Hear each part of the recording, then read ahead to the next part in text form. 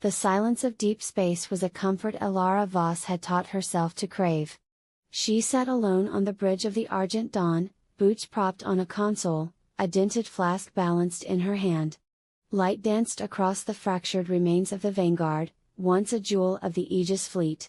Now it drifted broken and lifeless, a monument to a war no one wanted to talk about anymore. Salvage rights were a joke out here. No conquered courts, no registration tags, no arbitration pings, just whoever got there first and left breathing. The last functioning legal outpost in the Outer Reach had gone dark 7 years ago, and with it, any illusion of oversight. Aegis protocols still floated through the black on ghost frequencies, automated warnings from satellites long scavenged for parts. Still, something about this wreck gave her pause. "Run full scan," she muttered.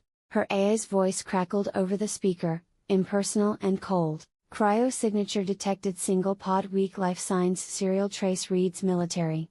Elara straightened, the flask forgotten. "Military? You're sure?"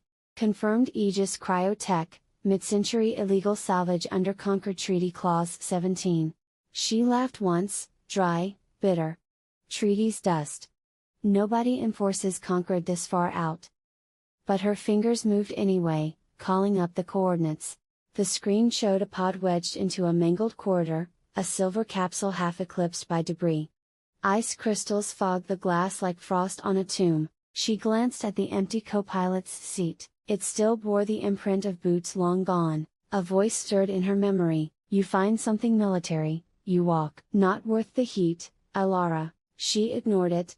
Docking was rough, thrusters screamed against twisted hull plating, and the airlock hissed with a reluctant seal. Her boots hit the metal floor with a clang that echoed like footsteps in a graveyard.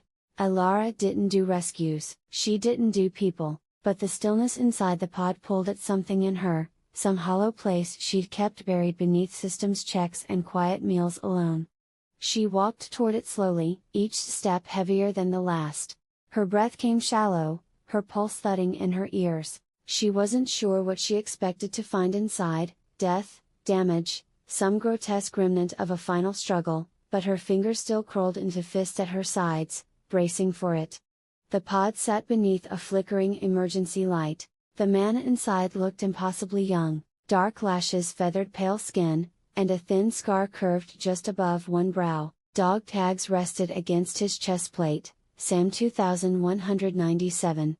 "Lieutenant Commander," she exhaled slowly. 200 years in a coffin, Lieutenant. Hope you weren't waiting for someone else.